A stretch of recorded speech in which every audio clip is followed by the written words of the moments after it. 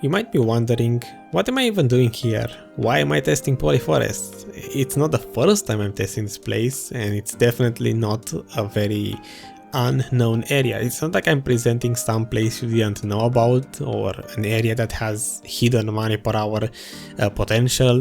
No, it's still the same old Polyforest that we all know about. At this point, every single new player knows what Polyforest is.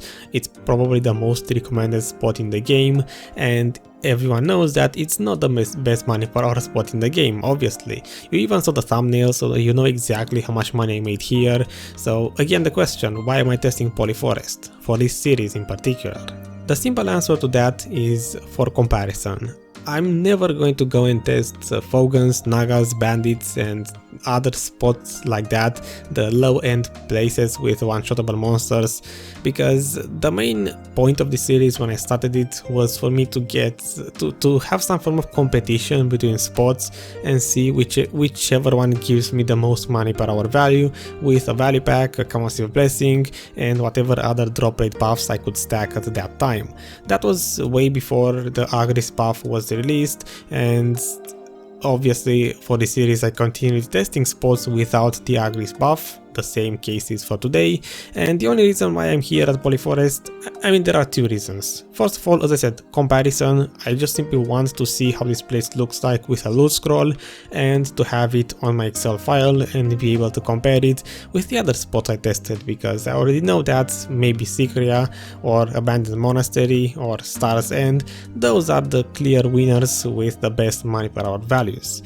The second reason why I'm here is because I had exactly 10 of those 530% experience scrolls left, and I just wanted to burn all of those 10 scrolls and get, you know, Polyforest has the best skill experience, and I figured why not just maximize the skill points I have on my Guardian, because maybe at some point I will need them for extra skills that currently I will not really use.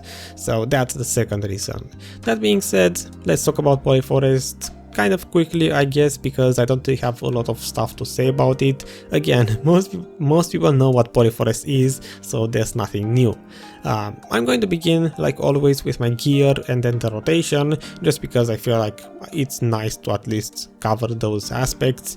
In terms of my gear, I'm definitely way too overkill for this place. I have way too much AP. You don't need that if you are maybe a new player watching this video for whatever reason. Even with 200 AP, I'm pretty sure I would still be one-shotting the monsters, so nothing really changes there with my gear. The biggest difference probably comes from my pets, because if I did have full tier 4 pets, then yeah, I would probably make more money. On average, I got about 12,000 trash per hour with these current pets, and with me not looting anything from the ground manually. So only my pets were picking up items. All of the items, you know, come from the pets, and I just said the same thing twice, but yeah, you get the point. In terms of the rotation, there's only one. I mean, this place has probably at least 4 or 5 rotations. The respawn rates here are really quick, maybe 1 minute, so you don't need a very big rotation to make it usable before monsters get the time to respawn. I just simply personally only use one rotation always when I come here. Like in the 2 years or however long I've known Polyforest, I always grinded this one rotation that is playing in the background in let's say different variations. Sometimes it was longer, other times it was shorter, other times it had different packs, but more or less it was around the same region. In this case, the rotation seems to be, at least as I am showing it and as I used it for the test, it's a bit bigger than it's supposed to be, because I don't really need all of those packs, but still, that's what I used. You can replicate that if you want, you can make it slightly shorter if you want. I don't think the rotation matters a lot in this case where I'm just one-shotting the packs, but again, that's what I used. You can use it if you want, and let's just leave it at that. Other than that, well, let's get into the Excel file and show you exactly how Polyforest looks like with a loot scroll. Wow. Such content, many wow. First of all, I always begin by showing you my the picture with the inventory, with everything that I got. I spent here a total of 8 hours, not the 10 hours I said earlier for those scrolls, because I got bored after 8 hours and I figured, yeah, I might as well move on. So only 8 hours spent in total. There is no rare item drop, as most people know, so it's not like it's going to influence anything. 8 hours versus 10 hours. This is all of the items that I got. These two here are separate and I placed them in the middle of my inventory just so people know that they are separate. These two pictures are basically from my marketplace warehouse. I was storing the voodoo dolls and the spirit stones into the marketplace warehouse so I can stack them easier, because I didn't have any space left on the Camasylvia storage to store them there. So if you were wondering why they are stackable, they are not stackable unless you put them in the marketplace warehouse. In any case, again, most people know the entire loot table here. I would say about a third of the income that I made came from the trash alone and other trash items, such as the items that come from the poachers. The poachers here seem to actually spawn pretty frequently. I saw at least one poacher per hour. In some hours I actually had multiple poacher spawns, so either it's above average spawn rate for this place in particular, or my RNG with the poachers was higher than usual. Besides the trash, the other third of your income, honestly in my opinion, comes from the Khafra stones and the dust, which again, most people know that. On average I got about 46 dust per hour. This one is a bit RNG because I remember clearly, at least in one of those hours I got maybe 20 or 25 dust, so a lot less, but on average it came down to about 46. Usually it would be around 50 dust per hour, which is basically 10 Khafra stones if you make the dust into Khafra stones. Add on top of that the normal Khafra stones that you get as pure drops, and you're with a loot scroll and 12,000 trash per hour, you're probably looking at between, let's say, 10 and 15 Khafra stones per hour, which again, it's quite a lot of money. It's 1/3 of the income, and the other third comes from the other items, all of them added up together. The pure forest breath drops are decent. I got on average 4.8 of these per hour, so not a lot, but it's still pretty good compared to the other Camasylvia areas. The blackstone drop rate is the weapon stones are bad in terms of drop rate, but the armor stones are pretty good, more decent. Most of the blackstones here are armor stones, maybe it matters to some people.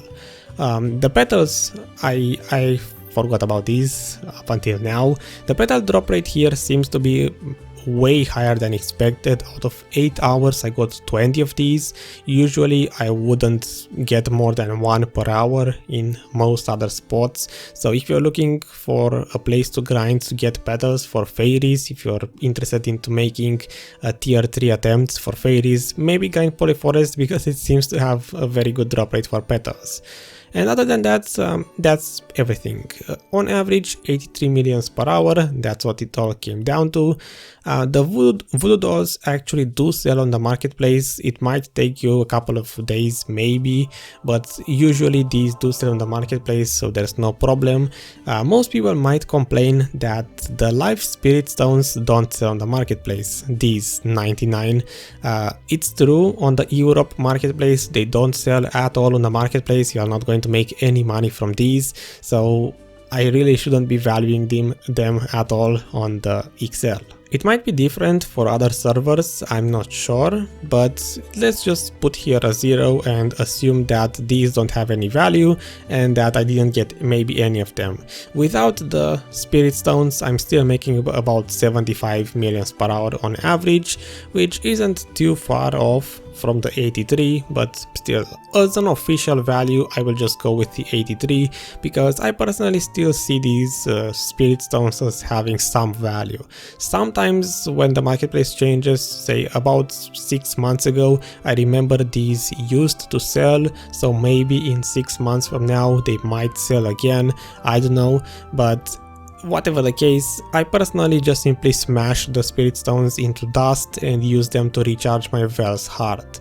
So in my case they do have a value, because if I don't use these spirit stones to recharge my Vel's heart, I'm wasting a lot of money to buy the items required to recharge my Vel's heart. So again, in my case they do have a value. Still, if you want 75 millions per hour or 83, it's almost the same in my opinion. It's not the best money per hour in the game, but it's okay-ish. You're not going to come here for money. Most people know that. If you don't, you're probably way too new to this game. In any case, I'm gonna leave it at this because I'm starting to ramble and I don't really want to go too far into that. Thanks for watching. I hope you enjoyed this. Hope you found some information out of this place. Again, the money per hour is meh. It's, let's say, below average of what I was expecting. Honestly, I was expecting maybe 100 millions per hour like most other spots, Centaurs and so on, but at least I know that Polyforest has amazing experience rates, amazing skill experience rates, so I can still recommend it for that. Will I go and test Fogans, Nagas and Bandits? For this series, no way.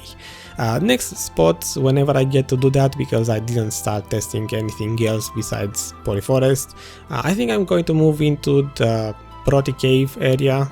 It was kind of buffed or reworked recently, so maybe I will poke with that one. If not, I might even take a break from the series. There's also Giffins or Gyfins, which I have planned to test as well, but in general I think this series will be over in 2 or 3 more videos at most. So let me know in the comments, what do you think about that? Are you happy or are you not happy that this series is coming to an end? Well, again, thanks for watching. Until next time, stay happy and goodbye.